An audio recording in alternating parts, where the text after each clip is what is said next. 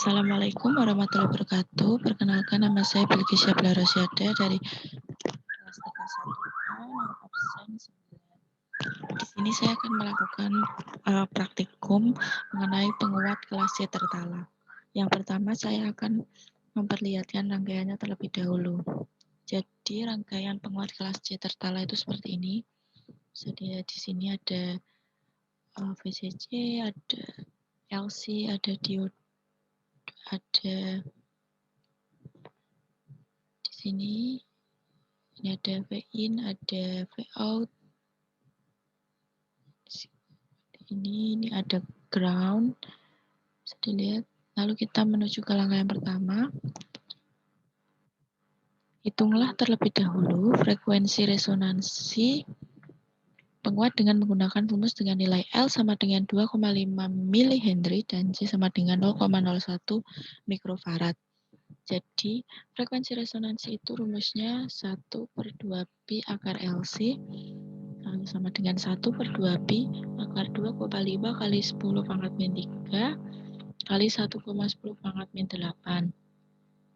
Lalu sama dengan 1/2pi akar 25 kali 10 pangkat min 12 sama dengan 1/31,415 kali 10 pangkat min 6. Dan hasilnya itu 31,830 kHz.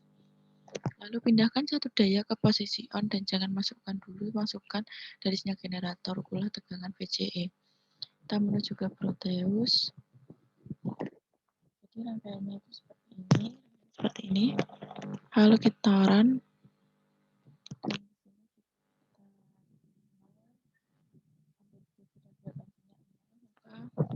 Hasilnya seperti ini. VBE-nya 0 dan VCE-nya 12. Gelombangnya belum terlihat. Pasang sinyal generator dengan masukkan gelombang sinus dengan frekuensi 3 kHz dan amplitudenya 3 volt. Ukurlah tegangan masukan VI dan bentuk gelombang pada R1, demikian juga keluaran VO. Gambarlah bentuk gelombang masukan dan keluaran, bandingkan bentuknya. Kita menuju ke sini. Ini kita ubah menjadi 3.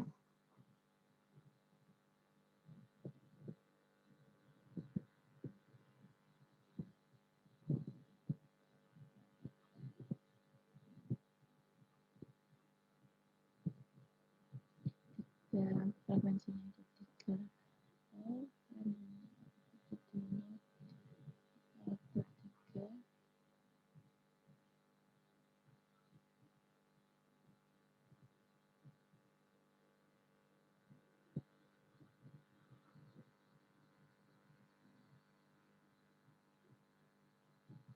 Ya, jika sudah kita lihat bentuk gelombangnya. Jadi bentuk gelombangnya seperti ini. Jika kita zoom, bentuk gelombangnya seperti ini. Dan VCE, VBE-nya itu hasilnya berubah terus menerus. Lalu kita menuju ke langkah selanjutnya. Ukurlah frekuensi pada VO. Kita menuju frekuensi pada VO sebelumnya. Ini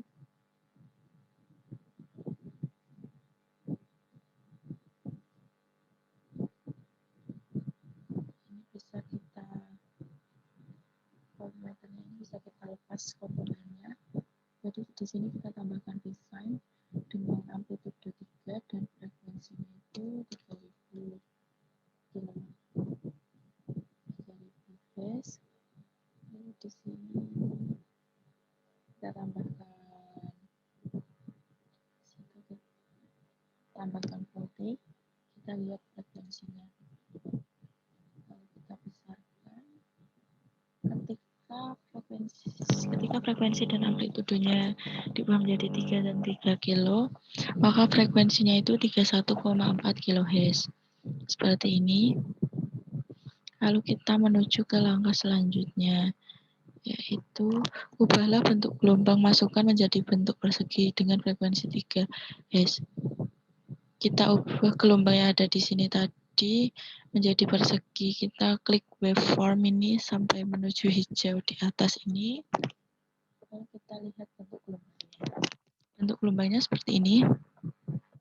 Ketika persegi jadi ini yang kuning itu seperti kotak gitu, yang biru tetap seperti gelombang gitu. Seperti ini. Kita menuju ke langkah selanjutnya.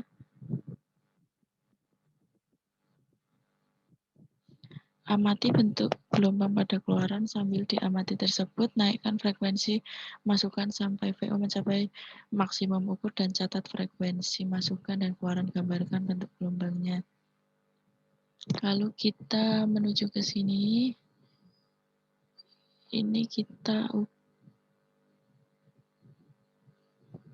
ubah menjadi frekuensinya menjadi 12 kali. Kita lihat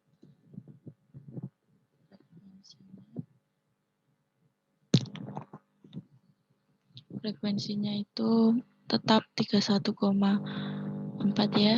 Ini frekuensinya.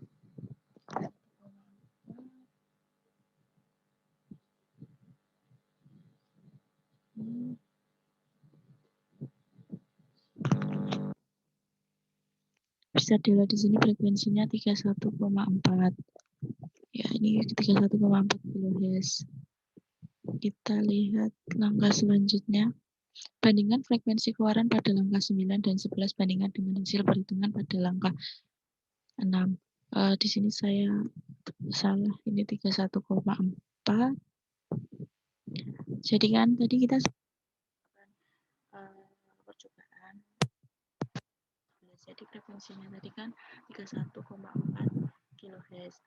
Sedangkan pada perhitungan nomor langkah ke-6 atau pertama tadi itu hasilnya 0,331,830, maka jadi perbedaan sedikit sekitar 0,43 kHz.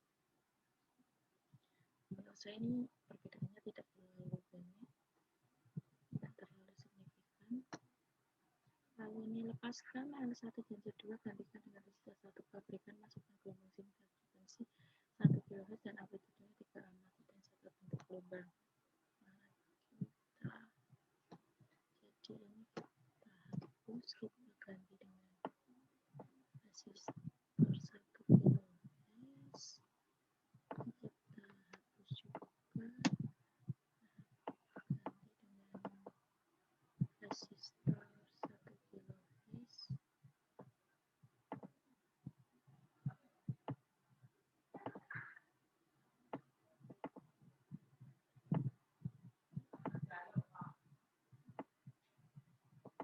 Seperti ini. Lalu kita ubah frekuensinya menjadi 1.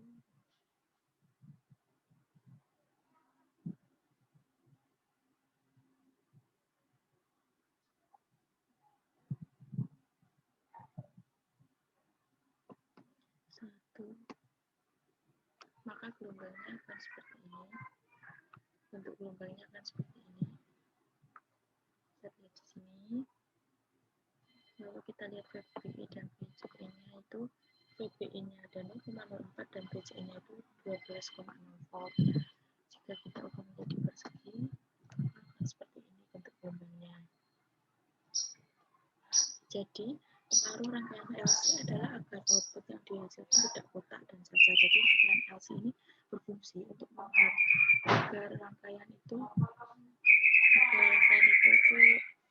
harmonisasinya baik, jadi rangkaian itu tidak cacat dan output yang dihasilkan itu tidak kotak. Lalu kita kembali ke tugas, carilah contoh rangkaian penguat tertala yang lain. Jadi seperti ini contoh rangkaian penguat tertala yang lain. Lalu kita ke pertanyaan, mengacu pada gambar rangkaian percobaan, apabila diinginkan frekuensi resonansi sebesar 50 kHz, berapa besar kapasitansi dari kapasitor yang harus dipasang. Jadi seperti ini rumusnya. Rumus dari frekuensi resonansi itu 1/2pi angka LC. Kita masukkan angkanya sampai dapatkan 1/2pi kali 50 kali 10 pangkat 3, lalu 1/3 114 kali 10 pangkat 3 pangkat 2, dan hasilnya itu 1/2 4.660.000, dan itu jika kita bulatkan atau kita simpulkan itu 4,0569 kali 10 pangkat 9 farad. Lalu menuju ke pertanyaan, apabila diinginkan frekuensi resonansi 5 MHz dan kapasitornya 500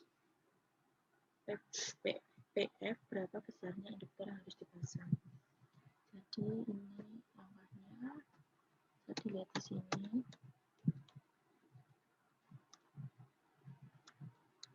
Jadi induktor yang harus dipasang jika frekuensi resonansinya 5 MHz dan kapasitornya 500 PF itu adalah 2,028 kali 10 pangkat 6 Henry.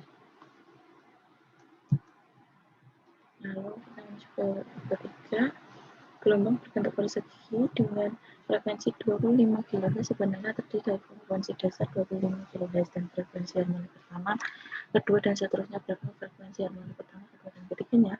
Jadi rumus hasil perhitungan koefisien deret Fourier untuk sinyal kotak semesta ganjil itu seperti ini rumusnya, dan dari rumus ini ya jadi seperti ini. Maka sinyal kotak dengan frekuensi datar 25 kHz dalam deret Fourier dari harmonik ke 1 sampai ke 3 itu seperti ini rumusnya, dan hasil yang didapat adalah F1-nya sama dengan FD, artinya 25 kHz, jika F2-nya adalah 50 kHz dan F3-nya 75 kHz.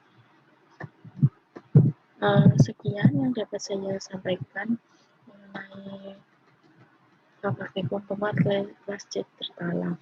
Mohon maaf jika banyak kesalahan. Saya ucapkan terima kasih. Wassalamualaikum warahmatullahi wabarakatuh. Bertemu di lain kesempatan.